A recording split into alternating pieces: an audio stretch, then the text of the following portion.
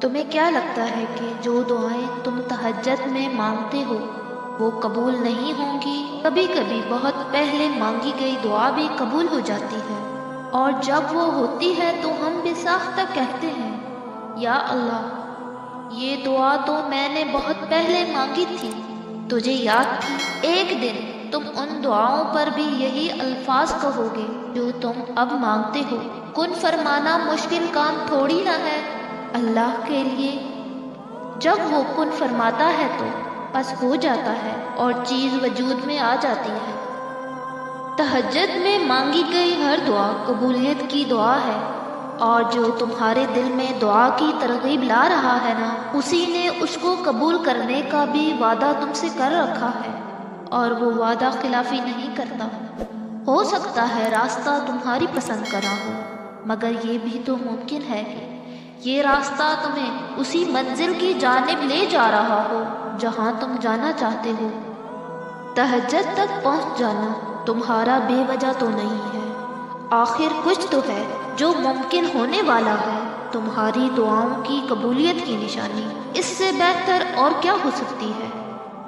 اور جان لو، رب سب کو دیتا ہے، وہ کسی کو انکار نہیں کرتا، لیکن رب اس کے لیے خاص اہتمام کرتا ہے جس نے عمر بھر اپنے رب کے لیے اہتمام کیا ہو۔ دیکھیے کہ رب بہت شرم و حیا والا ہے۔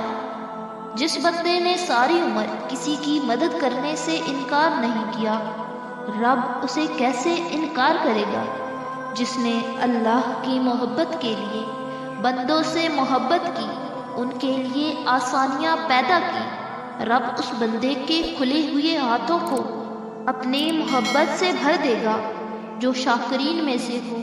اور پھر ایسا بندہ اپنی ضرورت اپنے رب کو بتائے تو رب کہے کہ ایسا صابر و شاکر بندہ ہاتھ پھیلا کر بیٹھا ہے، اس کے ہاتھ گرنے سے پہلے اسے قبولیت سے نواز دیا جائے۔ یاد رکھیے کہ دعا ایک عبادت ہے، اور اس کا وضو ہماری بندگی ہے۔ اپنی بندگی میں کمال کو پہنچ جائیں اور دعا کی قبولیت کے معجزات دیکھیے۔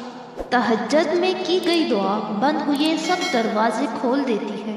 تہجد میں فرش پر کیا گیا سجدہ انسان کو عرش پر اللہ سے ملا دیتا ہے۔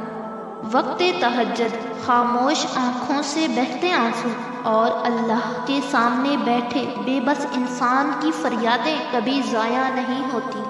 جو کہانی تہجد تک پہنچ جاتی ہے پھر وہ کبھی ادھوری نہیں رہتی۔ چاہت سے نصیب تک کا جو فاصلہ ہے نا، وہ بس ایک دعا ہے۔ تہجد میں بہنے والا ہر آنسو اللہ سے کن کہنے کی سفارش کرتا ہے۔ بڑی دعائیں بہت انتظار کے بعد قبول ہوتی ہیں، کیونکہ اللہ وہ دعا سننے کے بعد سب دیکھتا ہے کہ جو دعا جو چیز تم مانگ رہے ہو اسے پانے کے لیے کتنی کوشش کرتے ہو، کتنی محنت کرتے ہو۔ جس چیز کو تم جتنا چاہو گے اللہ اسی طرح وہ چیز تمہیں دے گا۔ وہ کہتے ہیں نا کہ اگر کسی چیز کو دل سے چاہو تو پوری کائنات اسے آپ سے ملوانے میں لگ جاتی ہے۔ اگر تم کوئی چیز پانا چاہتے ہو، اس کے لیے تم تہجد میں دعائیں مانگ رہے ہو، تسبیح کر رہے ہو، انتظار کرنا پڑ رہا ہے مگر پھر بھی صبر کر رہے ہو، اپنی چاہت ملنا ناممکن لگ رہا ہے، لیکن جب اللہ کو سوچتے ہو تو ممکن پہ یقین ہونے لگتا ہے، تب اللہ پاک معجزے کرتے ہیں۔ تہجد کی دعاؤں کے لیے 7 آسمانوں کے پردے اٹھا دیے جاتے ہیں، تو پھر اللہ ایسے معجزے کرتا ہے جو نہ کبھی زمین والوں نے دیکھے ہوتے اور نہ آسمان والوں نے۔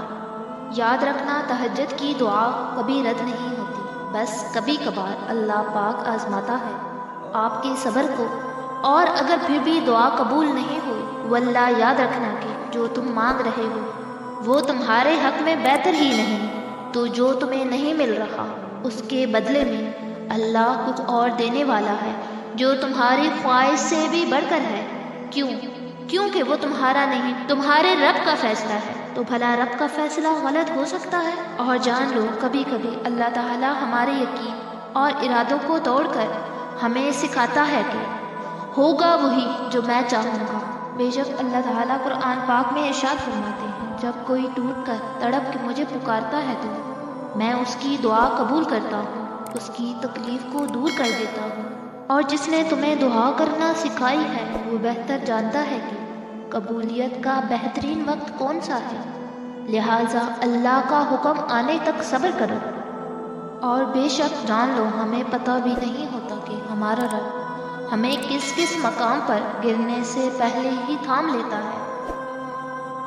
پیارے ویورز، اگر آپ کو ہماری یہ ویڈیو اچھی لگے تو لائکس اینڈ کامنٹ کر کے ضرور بتائیے گا، اور ساتھ ہی ہماری حوصلہ افزائی کے لیے چینل کو بھی ضرور سبسکرائب کر دیجیے گا۔